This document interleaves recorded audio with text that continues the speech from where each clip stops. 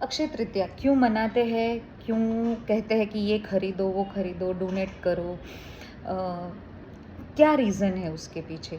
तो ये सब लोग करते हैं बट उसके पीछे की जो स्टोरी है वो किसी को नहीं पता है। और जब तक हमारे पास प्रॉपर रिजल्ट ना हो, प्रॉपर कारण ना हो कुछ करने की, प्रॉपर जानकारी ना हो, तो वो इंटेंशन भी हम उतना स्ट्रांग नहीं दे पाते। बस सब कर रहे हैं और हम भी कर रहे हैं।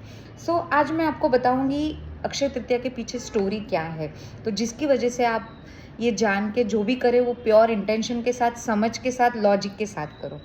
स्टोरी में थोड़ी मॉडर्न वे से बताऊंगी, मॉडर्न लैंग्वेज में बताऊंगी, तो जिससे सब लोग समझ पाए।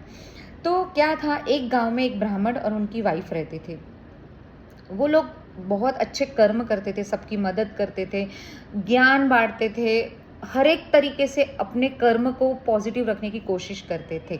बट स्टिल ना उनके पास पैसा था, ना उनके पास संपत्ति थी और ना उनके बच्चे थे। उनकी वाइफ भी बहुत समझदार थी, उनको कोऑपरेट करती थी, उनको समझती थी, उनके अच्छे काम में उनकी मदद करती थी। बट फिर भी प्रगति नहीं कर पा रहे थे, कहीं ना कहीं प्रोग्रेस नहीं कर पा रहे थे वो लोग।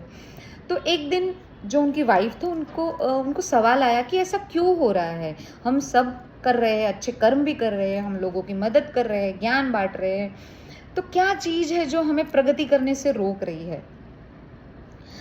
तो उनकी वाइफ ने कहा कि मैं चाहती हूँ कि यहाँ जो ऋषि वशिष्ठ आए हुए गांव में, आप उनके पास जाए और उनसे हमारी प्रॉब्लम का समाधान ढूंढे और एटलीस्ट कारण ढूंढे कि हम क्यों इतनी प्रॉब्लम में है, क्या कमी है।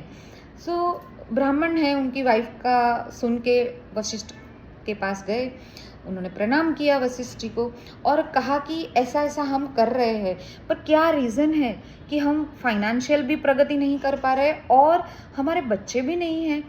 सो वशिष्ठ जी ने कहा कि तुम पिछले जन्म में बहुत बड़े एक धनिक आदमी थे, बहुत पैसा था तुम्हारे पास, बच्चे थे तुम्हारे, बहुत हंसता खेलता हुआ फैमिली था, समझदार बीबी थी, मगर तुम बहुत ज़्यादा कंजूस थे।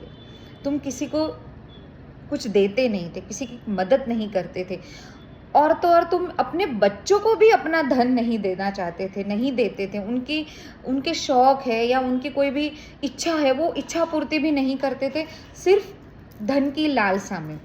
तो बट पिछले जन्म में तुमने वैशाख मंथ के 5 दिन के कुछ उपवास किए हैं, कुछ व्रत किए हैं, जिसकी वजह से तुम ये जन्म में एक अच्छा शरीर लेके प्राप्त हुए, एक अच्छे कुल में तुम्हारा जन्म हुआ है और एक अच्छी बीबी तुम्हें मिली हुई है।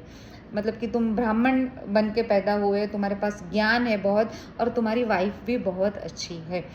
तो अगर ये जन्म में तुम ये अक्षय तृतीया के दिन या ये वैशाख के शुक्ल पक्ष में कृष्ण जी का मंत्र करोगे, कृष्ण जी की आराधना करोगे और जो भी अपने से मन पड़ता है वो डोनेट करोगे ज़रूरतमंद को, तो तुम्हारी बढ़ोतरी होगी, तुम्हारी प्रगति होगी।